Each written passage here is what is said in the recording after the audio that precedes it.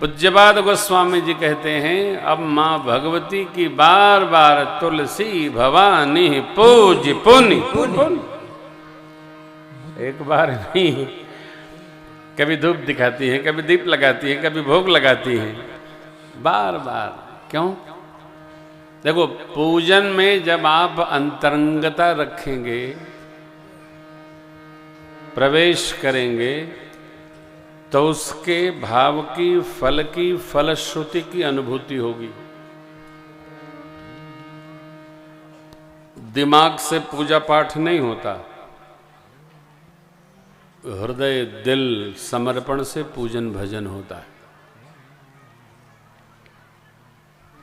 पूजन क्रिया नहीं है,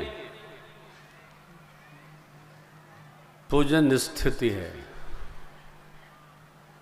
कथा भी आप सुन रहे हैं,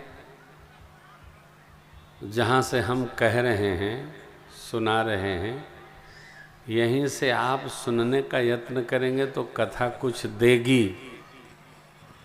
दिमाग लगाएंगे तो कथा कुछ नहीं देती है, केवल कान तक जाएगी, निकल बाहर चली जाएगी।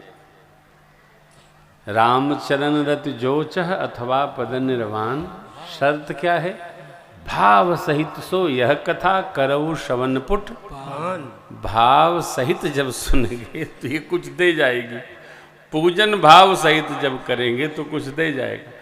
यज्ञ में जब हम आहुति समर्पित करते हैं तो ये आचार्य जी लोग कहते हैं, आप यह मानकर समर्पण करो कि आप देवताओं को भोजन करा रहे हैं। अग्नये स्वाहा इदम अग्नये इदन्न मम, प्रजापतये स्वाहा इदम प्रजापतये इदन्न मम। इसलिए अनामिका, मध्यमा, अंगुष्ठ तीन का ही प्रयोग करते हैं, भोजन कराने जैसा। तर्जनी दूर रखते हैं क्योंकि इसमें तीक्ष्णता है।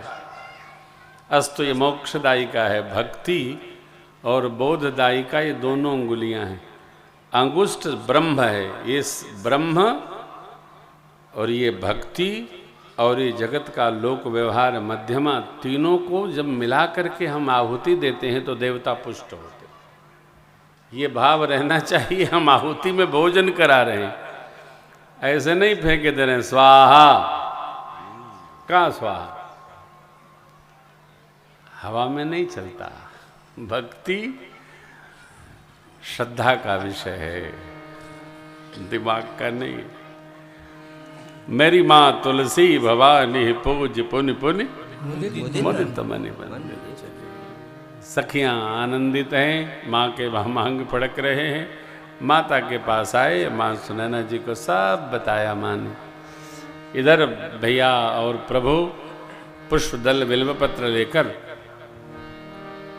गुरुदेव भगवान के सिर चरण में उपस्थित हुए। सुमन पाय मुनि पूजा कीनी पुण्य शीश दो भाई, सफल मनोरथ हो तुम्हारे। राम लखन सुनि भय सुखारे, करि भोजन मुनिवर विज्ञानी।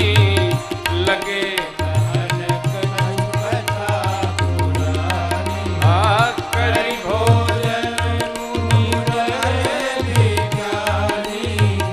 लगे कहन कथा पुरानी। राजभोग आरती, भोजन, विश्राम, संध्या वेला सत्संग, संध्या की आज्ञा, चंद्रमा दर्शन का पावन प्रसंग, रात्रि बीती, विगत दिवस जैसे प्रातःकाल हुआ। मिथिलापति ने शतानंद जी महाराज से चर्चा की, मंत्रणा की कि अब हम स्वयंवर स्तर पर चलते हैं। आप गुरु विश्वामित्र जी, मुनिगण और राजपुत्रों को लेकर पधारिए, वहाँ हम सारी रचना व्यवस्थित करते हैं। कुशध्वज जी के साथ पहुँच गए।